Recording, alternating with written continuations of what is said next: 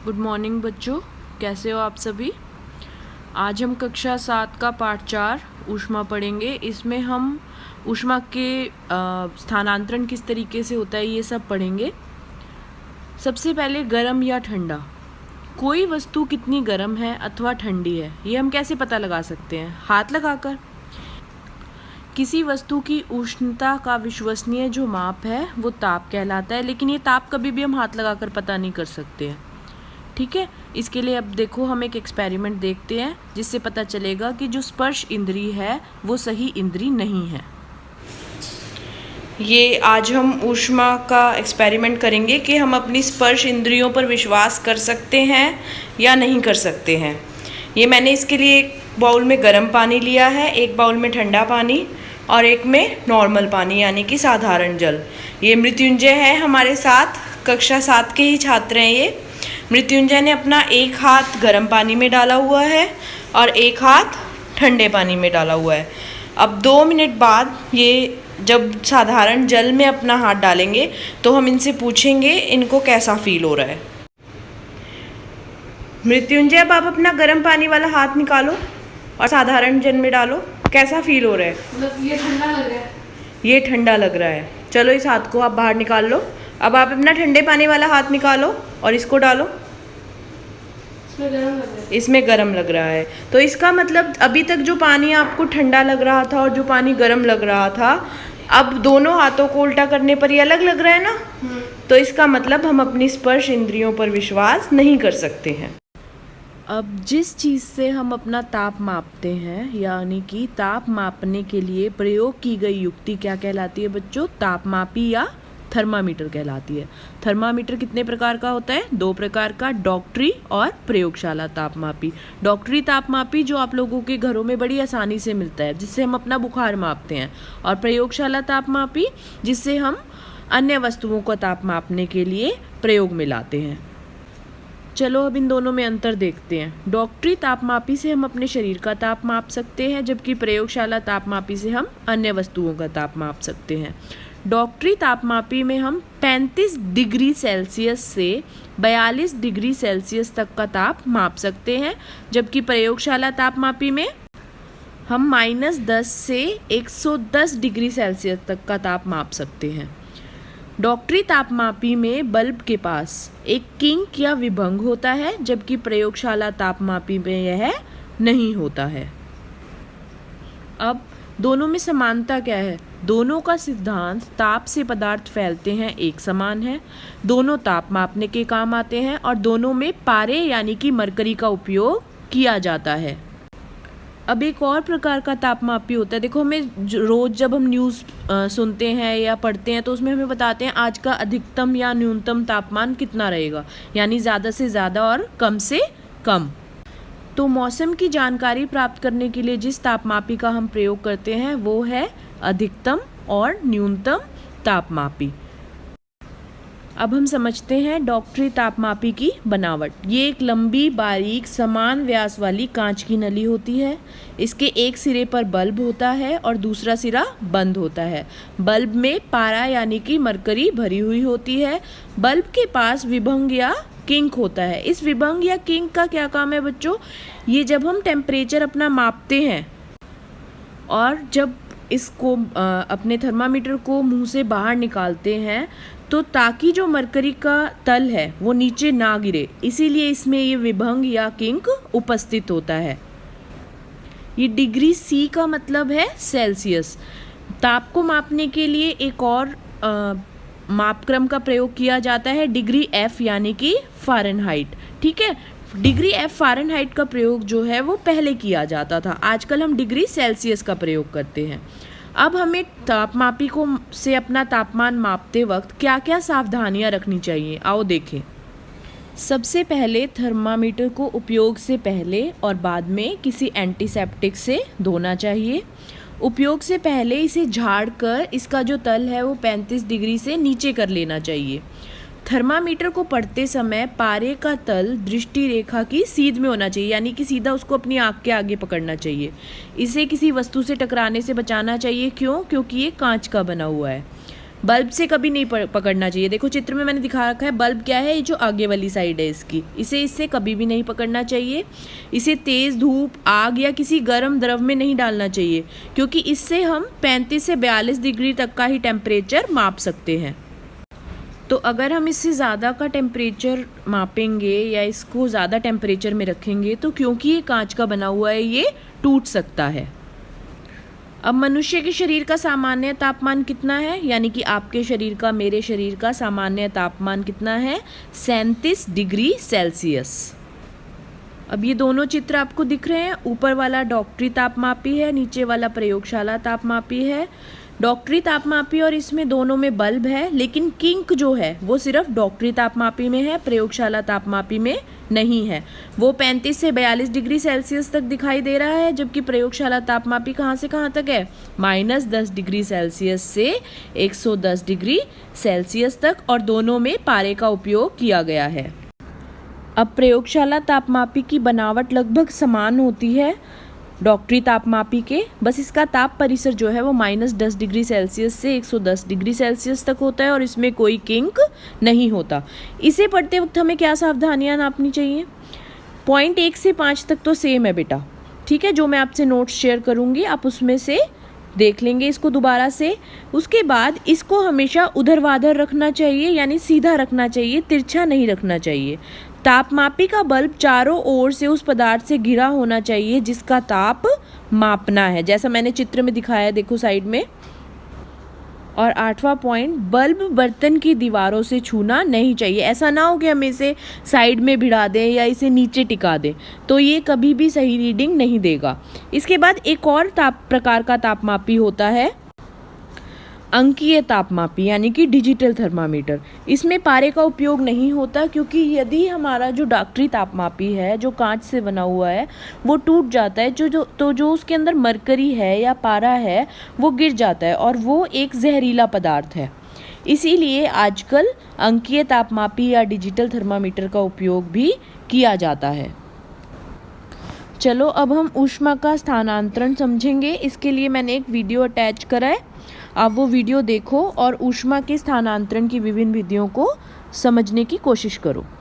इतनी दूर चमकने वाला सूरज हमारी पृथ्वी को गर्माता कैसे है? गर्मी के मौसम में हम सफेद या हल्के रंग और सर्दियों में गाढ़े रंग के कपड़े क्यों पहनते हैं? रात के अंधेरे में सांप शिकार कैसे करते हैं? इन सब प्रश्नों का जवाब ऊष्मा विकिरण में, जिसे इंग्लिश में कहते हैं हीट रेडिएशन।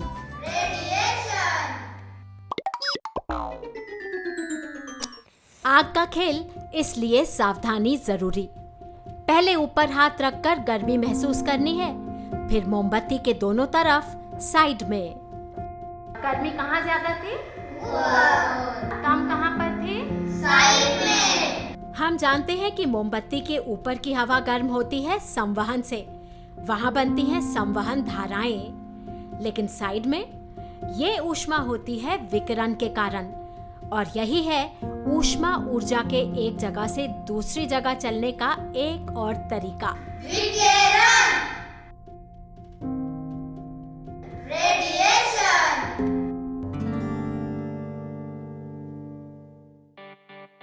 ये तो हम जानते हैं कि ठोस वस्तुओं में होता है चालन। कणों के कंपन से ऊष्मा आगे बढ़ती है और चीजें गर्म होती हैं। द्रव और गैसों में ऊष्मा चलती है संवहन से। उनके कण खुद ही चलकर ऊष्मा को एक जगह से दूसरी जगह ले जाते हैं। विकिरण वो जिसमें ऊष्मा चलती है बिना कणों की मदद से, उसे माध्यम की जरूरत नहीं।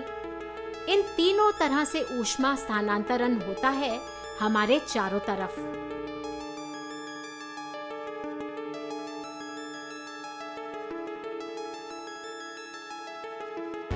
आज विकिरण को समझते हैं सूरज के साथ। सूरज हमें प्रकाश देता है, लाइट, और सूरज ही हमें गर्मी भी देता है, ऊष्मा मतलब हीट। लेकिन सूरज और धरती के बीच हवा के कण नहीं, वो खाली निर्वात है, एम्प्टी वैक्यूम। यहाँ ना तो ऊष्मा चालन संभव, ना ही ऊष्मा संवहन। फिर भी सूरज की गर्मी धरती को गर्म करती है। तो बच्चों, जैसा आपने समझा, ऊष्मा हमेशा गर्म वस्तु से ठंडी वस्तुओं की ओर प्रवाहित होती है। ठीक है, इसमें सबसे पहले हमने समझा चालन। चालन हमें याद रखना है सिर्फ और सिर्फ ठोस पदार्थों में होता है।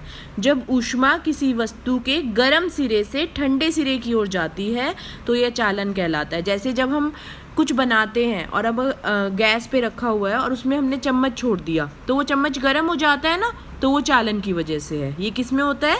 सिर्फ ठोसों में। उसके बाद है संवहन। संवहन द्रव और गैस दोनों में हो सकता है। इस विधि में वस्तु के कणों द्वारा एक भाग से दूसरे भाग में ऊष्मा चली जाती है। गर्म कण हल्के होकर ऊपर उठते हैं, इसीलिए जो गर्म वायु होती है ना वो ऊपर उठते हैं। और हम अपने घरों में क्या बनाते हैं? खिड़कियाँ और रोशनदान बनाते हैं ताकि जो गर्म हवा है वो खिड़कियों और रोशनदान से बाहर निकल जाए। गर्म कण हल्के होकर हमेशा ऊपर उठेंगे और ठंडे कण उनके स्थान पर गर्म होने के लिए आ जाते हैं। अब आखिरी विधि है विकिरण। विकिरण में हमें किसी माध्यम की आवश्यकता नहीं होती है। ऊष्मा संचरण की वो विधि जिसमें ऊष्मा एक वस्तु से दूसरी वस्तु की ओर सीधी रेखाओं में जाती है। जैसा हमने वीडियो में भी देखा था, सूरज की रोशनी हमारे तक पहुंचती है तो बीच में कई जगह पर कोई माध्यम नहीं होता, फिर भी वो रोशनी हम तक पहुंचती है। तो विकिरण को किसी माध्यम की आवश्यकता नहीं होती है। जैसा हम इस बर्तन में देख रहे हैं, ये जो ऊपर मैंने भाप निकाली है ये संवहन है, यानी कि पानी के अंदर संवहन है, बर्तन में चालन है, और जो गैस से ऊष्मा मिल रही है वो विकिरण है। तो 3 विधियाँ कौन कौन सी हुई? संवहन, चालन और विकिरण। अब इस आधार पर वस्तुएं 2 प्रकार की होती हैं, सुचालक और कुचालक। सुचालक यानी कि जो अपने अंदर से ऊष्मा को गुजरने देती है, जैसे लोहा, तांबा, एल्यूमिनियम। और कुचालक यानी कि वो पदार्थ जो अपने में से ऊष्मा को आसानी से गुजरने नहीं देते हैं, जैसे प्लास्टिक, लकड़ी। कुचालक को हम ऊष्मा रोधी भी कहते हैं। अब समुद्र समीर और थल समीर, जैसा कि आपको चित्र में दिखाई दे रहा है, समुद्र समीर हमेशा दिन में होती है। दिन के समय जो तटीय क्षेत्र होते हैं, तटीय क्षेत्र यानी कि जो समुद्र के किनारे के इलाके हैं, वहाँ पर क्या होता है? ज़मीन जो है वो जल्दी गर्म हो जाती है, जबकि पानी जो है, समुद्र जो है वो धीरे गर्म होता है। तो समुद्र से आने वाली हवा जो है वो ज़मीन को ठंडा रखती है। तो क्योंकि ये हवा समुद्र की ओर से चलती है और ठंडी हवा होती है, इसीलिए इसे समुद्र समीर कहते हैं। इसीलिए जो तटीय क्षेत्र होते हैं वहाँ पे भवनों की जो खिड़कियाँ हैं वो समुद्र की ओर होती हैं, जबकि रात में बिल्कुल इसका उल्टा होता है। रात में क्या होता है? ज़मीन जल्दी ठंडी हो जाती है और समुद्र का पानी ठंडा नहीं हो सकता। तो जैसा मैंने आपको बताया, गर्म वायु ऊपर उठेगी, तो जब वो गर्म वायु ऊपर उठती है तो ठंडी वायु उसकी जगह लेने की कोशिश करती है। ठीक है, तो रात के समय में जो हवा है वो ज़मीन से समुद्र की ओर चलती है, इसे थल समीर कहते हैं। चित्र में ध्यान से देखो बच्चों, समुद्र समीर में जो पेड़ों की डायरेक्शन है वो मैंने इधर दिखाई है, यानी कि थल की तरफ, जबकि थल समीर में पेड़ों की डायरेक्शन इसके बिल्कुल उल्टी है, यानी कि समुद्र की तरफ है। तो ये सिर्फ आपको समझाने के लिए है कि दिन के समय में समुद्र समीर होती है और रात के समय में थल समीर होती है। अब हमें गर्मियों और सर्दियों में कैसे कपड़े पहनने चाहिए? गर्मियों में हमें हल्के और सफ़ेद रंग के कपड़े पहनने चाहिए, क्योंकि वो ऊष्मा को सोखते नहीं हैं और ऊष्मा को परावर्तित कर देते हैं, यानी कि हमें अच्छा लगता है, हमें गर्मी नहीं लगेगी। जबकि सर्दियों में गहरे और काले रंग के जो कपड़े होते हैं वो ऊष्मा का अवशोषण करते हैं। अवशोषण करना यानी कि उसे सोखना, जिसकी वजह से हमें अच्छा लगता है। ऊनी वस्त्र जो होते हैं वो ऊष्मा रोधी होते हैं। ऊन के रेशों के बीच वायु फंसी रहती है और वो हमारे शरीर को गर्म रखते हैं। इसीलिए अगर हम सर्दियों में एक मोटे कंबल की जगह 2 पतले कंबल लें तो क्या होगा? दोनों पतले कंबलों के बीच में वायु जो है वो फंस जाएगी और वो ऊष्मा रोधी का काम करेगी और हमें ज़्यादा गर्माहट मिलेगी। समझ आ गया बच्चों? गर्मियों में हल्के तथा सफ़ेद रंग के कपड़े और सर्दियों में गहरे तथा काले रंग के कपड़े। चलो अब हम एक और एक्टिविटी देखते हैं और इस पार्ट को ख़त्म करते हैं। खेलते हैं एक और खेल। कांच की 2 बोतलें, काला कागज, सफेद कागज, और तापमापी के साथ। दोनों बोतलों में फिट करना है एक एक तापमापी प्लास्टिसीन या गूंदे आटे के साथ। एक पर लपेटना है काला कागज और दूसरी पर सफेद। दोनों बोतलें तपती हुई धूप में। 10 मिनट बाद क्या है तापमान का हाल? काले कागज में लिपटी बोतल में तापमान 45 डिग्री सेल्सियस और सफेद वाली का 39 डिग्री सेल्सियस ही। तो जो हुआ क्यों हुआ? काले रंग का कागज दृश्य प्रकाश और अवरक्त प्रकाश को अवशोषित कर लेता है, मतलब एब्जॉर्ब। काली बोतल ने वो सब प्रकाश लिया, वो बाहर नहीं डाला, वो अंदर ही रखा। लेकिन सफेद कागज ऐसा नहीं करता। वो अधिकतर दृश्य प्रकाश और अवरक्त प्रकाश को परावर्तित कर देता है, रिफ्लेक्ट। इसलिए सफेद कागज में लिपटी बोतल कम गर्म हुई। सफेद वाला प्रकाश को कम अंदर लेता है और ज्यादा वापस करता है। विकिरण तो हमारे चारों तरफ होता है। आग का ताप हमें गर्मी देता है विकिरण से। गर्म बर्तनों का ताप भी दूर से महसूस करते हैं हम, और जलता हुआ कोयला भी ऊष्मा विकिरण करता है। बल्ब की गर्मी निकलती है विकिरण के कारण ही। तो देखते हैं ऊष्मा विकिरण एक बार और। विकिरण से ऊष्मा स्थानांतरण के लिए ना पदार्थ चाहिए ना संपर्क। विकिरण निर्वात में हो सकता है। सूरज की ऊष्मा विकिरण से ही पृथ्वी को गर्माती है। अवरक्त तरंगे हर वस्तु से आती हैं, फिर चाहे वो आग हो या हम। और अब आप बूझिए कि गर्मी के मौसम में आपको बाहर जाना हो तो कौन से रंग के कपड़े पहनेंगे? सफेद और हल्के रंग के या काले और गाढ़े?